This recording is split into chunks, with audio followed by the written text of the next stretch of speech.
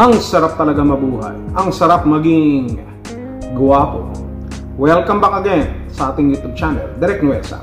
Mga kalingap, mga ka-Adonis, obviously, pag-uusapan po natin ito pong ating pong mga nababalitaan na mga update patungkol kay Reyna. Hindi po nanggagaling sa atin kung hindi nanggagaling sa kanila.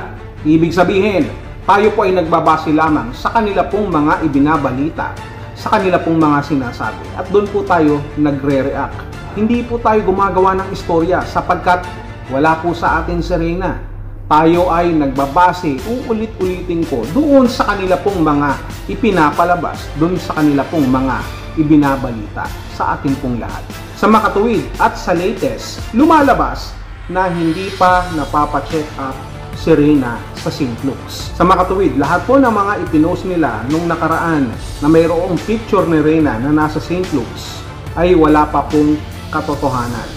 Ano ang ibig sabihin nito ngayon? Yan ang ating pag-uusapan ngayon sa ating pong vlog. Tara!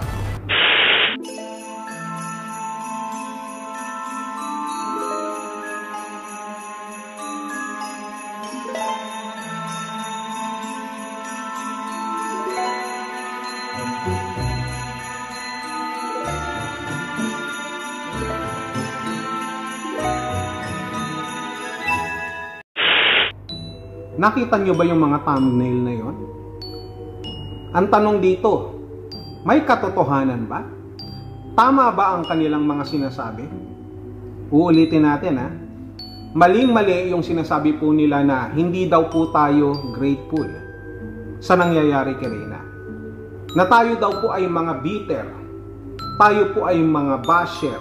At sa kanila na rin ang galing na sinasabi nila na pinipilit daw po nating hilahin pababa si Reyna, na dapat sana ay nagiging masaya daw tayo na nakikita si Reyna na tumatanggap ng mga biyaya. Uulitin natin, kailan nangyari na hinihila namin si Reyna pababa? Ang alam ko lang, mayroong humila kay Reyna palayo, pero yung pababa, wala siguro. Kahit siguro naman kayo, hindi nyo hihilahin intentionally pababa si Reyna, pero ang ginawa nyo na lang, hinila nyong palayo. So parang gano'n ang naging istorya.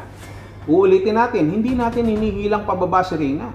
At ipinapaalala lang namin sa inyo na kung ano man ang mga pinag-uusapan natin ngayon, dinidiskusyon, nire-rebattle, ay patungkol sa inyong mga pangako, sa inyong mga pangako ng mga gagawin nyo kay Reyna.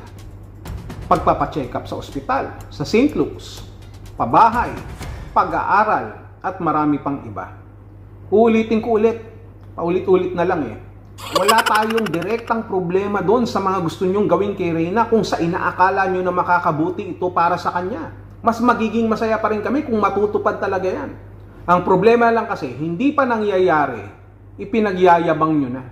Hindi pa nangyayari, itinitake nyo na yung credit na parang pinapalabas ninyo na hindi yan nagawa ng Kalingap at kayo lamang ang nakagawa. And, what? Nakagawa? Paano ko nasabi yun? Hindi pa pala nagagawa. Gagawin pa lang. Bakit gagawin pa lang? Diba? Yung mga pinakita kong mga thumbnail kanina, ibig sabihin, nangangahulugan lamang na hindi pa nangyayari. Ibig sabihin, sa update nyo hindi namin, hindi pa nangyayari yung mga sinasabi nyo. Sabi nyo, mag-antay lamang. Ibig sabihin, kung mag-aantay pala kami, hindi pa nangyayari. Kasi nga, hindi pa dumadating. Maghihintay kami, ibig sabihin, wala pa.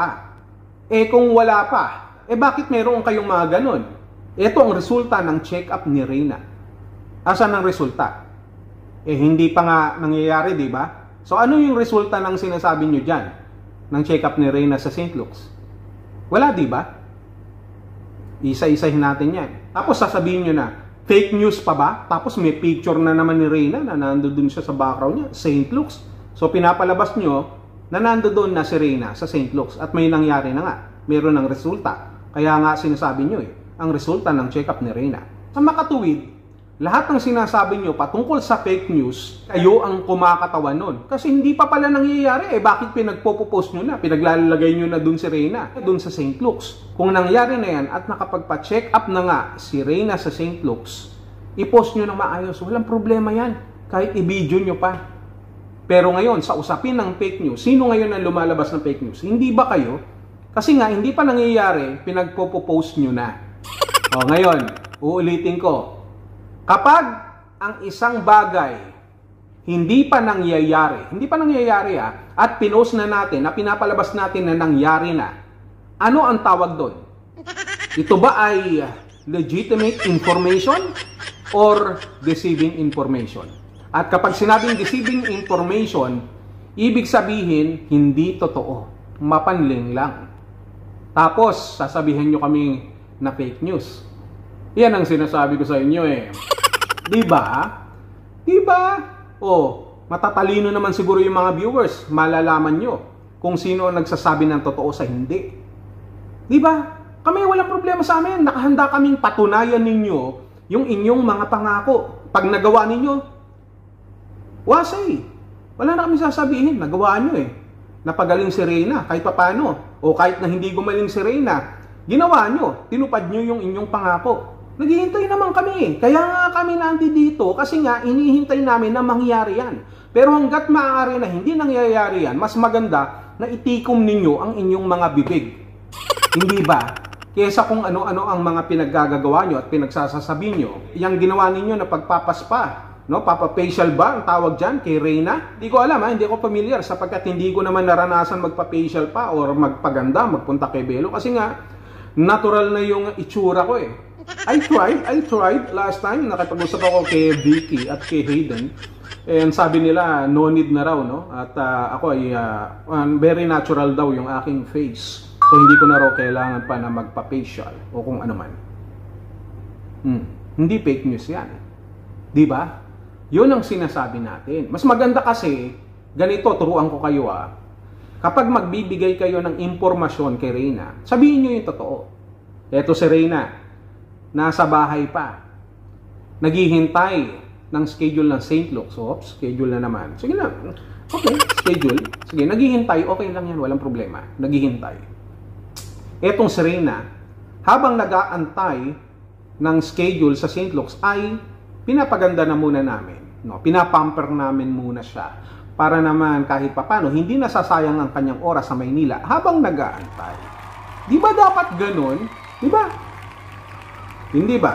Hindi yung habang hindi pa nangyayari. Kung gusto nyong pagpunta ni Reyna sa St. Luke's ay kung ano-ano ang istorya ang inyong ginagawa. At kapag katapos, pag nabalikan kayo, nagagalit kayo. Pag nabalikan kayo, nasasaktan kayo. Pag nabalikan kayo, sasabihin nyo, marites. Nililinaw lang natin ito walang personal to walang personalan. Paalala ko lang ulit lahat ng update ay nanggagaling sa inyo. So kung merong update dyan na hindi totoo, ang tawag doon, peke. Lahat ng sinasabi namin dito ay base sa inyong mga inilalathala, sinasabi, ibinabalita sa tunay na kalagayan ni Reyna. Hindi sa amin nanggagaling kung hindi sa inyo. It's okay na may sponsor ng 1 million. It's okay na ipapadala nyo, na dadalhin nyo si Reyna sa St. Luke's.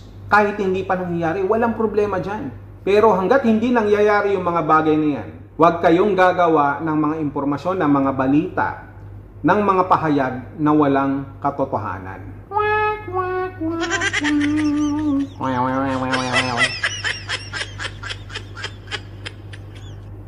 Sige, kayo naman. Rebat. Kaya naman, rebat. Irabat nyo yan.